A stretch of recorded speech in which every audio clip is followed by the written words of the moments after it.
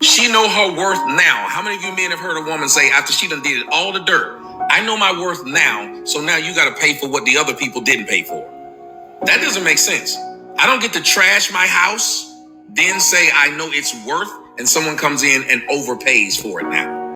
What's happening, people? Welcome back to the channel. Today, we got a few more clips from Mr. Tommy Sotomayor. He makes some really valid points in these clips. Whether certain women want to hear them or not.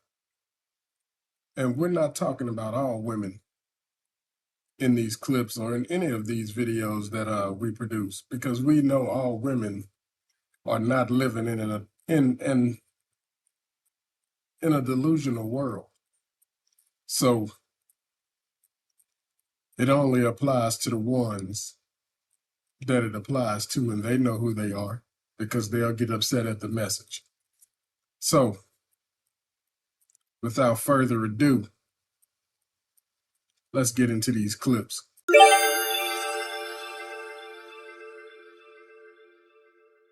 One of the best places in the world to find out what the protection of men looks like versus when they take it away, Iraq was more progressive than the United States back in 56. You can look it up. They were actually more progressive when it came to women's rights.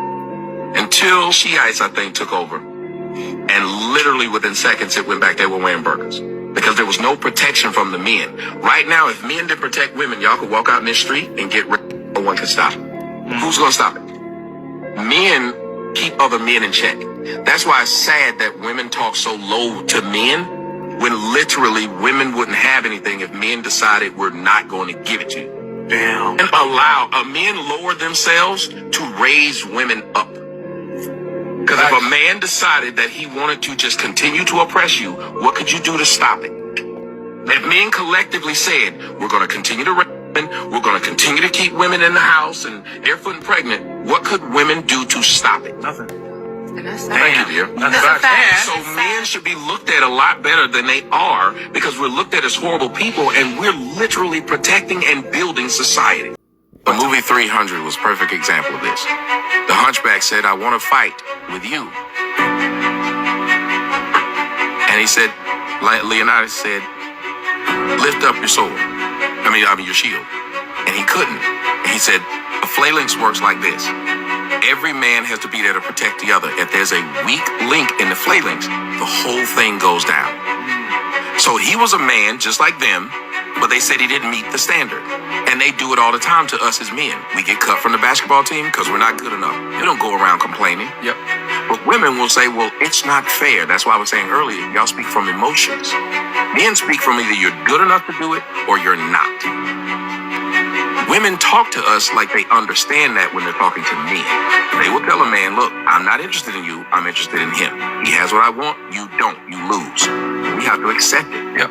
But when men decide they want the same standard, women say, that's not fair. That's sexist. You're colorist. You're racist. You hate yourself. They use emotional arguments with no logic involved.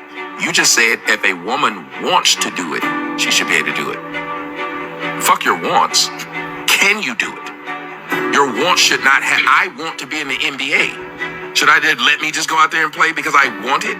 Well, logically, it wouldn't only be based on the want. It would be the want and the ability. But the ability is not there. And an overarching theme that because she's a woman, she cannot. Because if the rate, like right now again, y'all are watching a man who's dressed as a woman taking suppression hormone blockers, and he's destroying the women in just swimming. If y'all believe what you're saying, then why not let men play in the WNBA? There would be no WNBA. It would just be the NBA, and everybody who's good enough would play. Yet there's not one woman good enough to play in the NBA. Not one. Out of all the women, and there are more women in the United States than men. So you mean to tell me there's not one woman, but you still want to tell me about it's wrong to generalize? Well, how about this? Get one woman that can play in the league. So we can't train hard enough. Who's stopping women from training right now? No, but I'm saying, like, you're counting. But you're saying, let's talk about what actually has happened through the history of Earth. Okay. Is there one woman played in the NBA? No. One woman played in the NFL? No. One woman played in Major League Baseball. No. So Is there why one not? guy working at Hooters? You're keeping him from doing it. He can do it.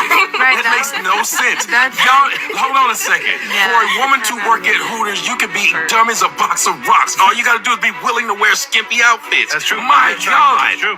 That was a terrible argument. Again, that's why I said it's hard to have a woman will make an emotional argument. The man is the manager. Exactly. That's the man.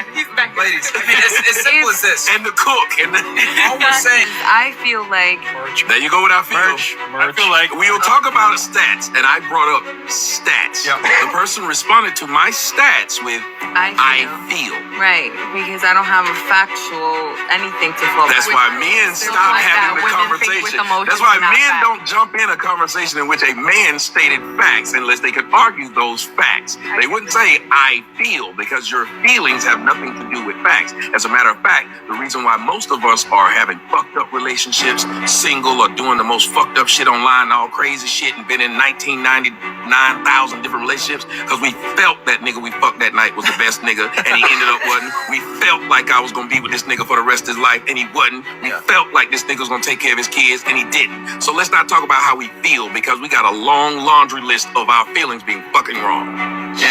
There are few male teachers sleeping with students today than female teachers sleeping with students. that's true. Yet the problem is we won't bring out that number one, of course. But number two, we think that it's a cool thing that the boy got to sleep with. I told a story about being molested as a 10-year-old on my show.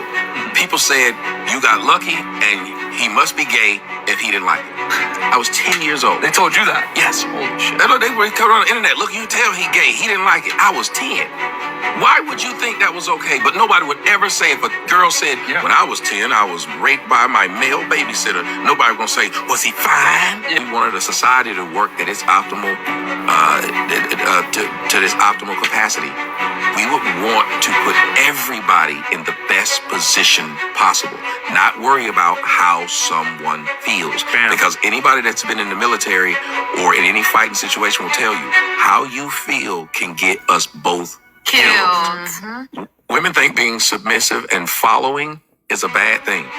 Not at all. Well, some of them today think that these words are bad words. They think that these words are bad. But guess who submits more than anybody? Men.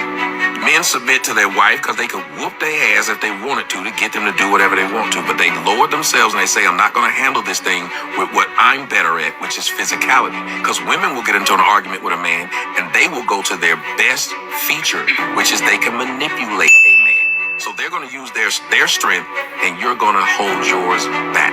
Number one. Number two, you have a military general. That military general will lead 20,000 men. Guess what those 20,000 men are? Followers. That one man is telling them to run into battle. They have all these people who are telling them what to do, and men will. A basketball player, Kevin Durant, is listening to a coach who Kevin makes $30 million a year. His coach makes 10.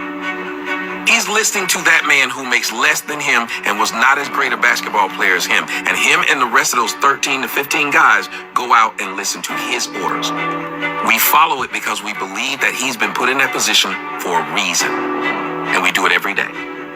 So whenever women try to argue against this and talk about misogyny and stuff like that, understand that nobody follows orders more than men. So why would you then turn around if it's destroying your house? Say that we got equal responsibility when you literally can tell me to my face, I don't want to be a mom because I'm trying to be a swimsuit model, so I'm going to knock this motherfucker out. I'm going to take plan B. I can't force you to take one, and I can't stop you from taking one. I can't force you from taking the pill to drop that baby out and have it on the fucking bathroom floor looking like a blob of jello, because I've seen that, and they got a pill that make them drop it out like that. I can't force you to go get the baby's neck sniffed in the back and killing it. I can't force you to go and give the baby up for adoption. You have all those options. I have none of them. And y'all let it sit up. He and you too, because you made that dumbass argument too. He's not eating me up because I said it. No, because you were trying to say that it's the same thing. But what I said was they're basically both deadbeats. No. The way you stated it This time, the way you said it, I said it. From the beginning when I said it, listen, if you have more power, you have responsibility. My Uncle Benjamin said that. My Uncle Ben said that a long time ago. He said, with great power come great responsibility. Spider-Man. Yes, and so when y'all are sitting up here saying it's equal, it again goes to show y'all how women should never be leaders. Because men, when we're talking to each other, if we fuck a ratchet bitch and that bitch put us on child support and ruin our life, you know what all his friends say? Shouldn't have fucked that ratchet bitch raw. We never sit up there and say, oh, poor you. We told you this bitch wasn't shit. Y'all women will sit up there and fuck a man who already ain't paying child support to 6 other kids. You know he wasn't taking care of the mother, yeah. And be up in He wasn't taking care of the motherfucking kids. and be in court with him, arguing with them other bitches to get him not to pay. They just want him back. He ain't paying. And then as soon as they get him pregnant, they all now done form Hotron. Hotron is crazy. They done form Hotron, and now they all together to say he ain't shit. I did some stories about in Tennessee, and this is sick. There was 3 men who impregnated 46 women, and they had 78 children. And yet they called the men deadbeats. How? Why was there white females at the side of every NFL player? That was our question. We had a black female that came on and we said, well, you know, hey, that white female was buying him maybe some Chipotle, some Starbucks, you know. And then when he made it, he said she invested in it. You know what this black chick said? I ain't buying him no damn Starbucks. I ain't buying him nothing. And the guy said, that girl made a $3 investment that got her $3 million. That's the best return you can get. And they don't want us when we build. And they only want us at the finish line. And that's crazy. I'm going to play this because I think you had something to say about it. You said something very similar. And I want to get your reaction to it and then go into this Passport Bros. No other group would complain about my personal choice.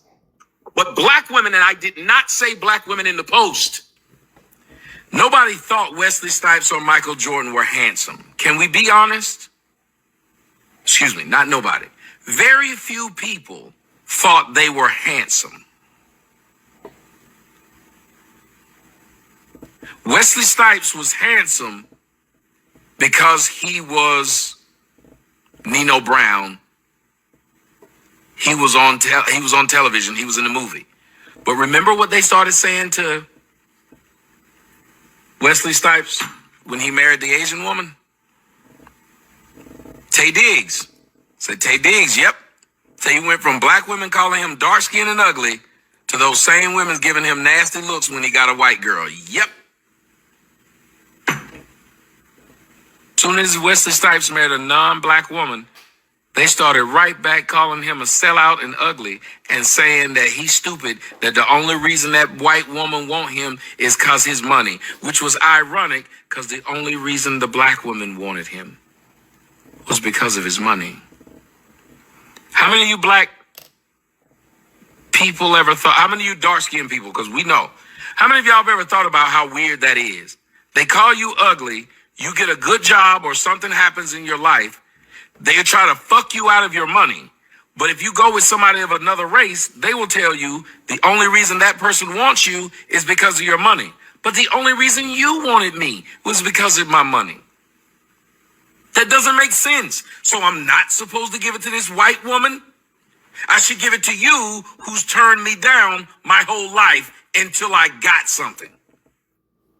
Tommy, brother, if you was near me, you would have got a high five. You would have got the brother shake. You would have got the pat on the back. Because this is the exact thing that the brothers in the Passport Bro community talk about. We say, y'all didn't want us. You want this 6-figure guy. All right, what we'll do is we're going to get our passport and leave to somebody who wants us. And what did they say? They only want you because you got some. They decided that I don't have to be held to this standard that black women don't even hold themselves to. Exactly. They started to realize that black women had no problem dating out of their race then why is it that these women only talk about passport bros, and they say they don't like them? But they in every chat, every channel, every video they do is about passport bros, going out of the country, doing this, but they don't like them. I can't understand that for the sake of it. Can you help me explain that? What it is control.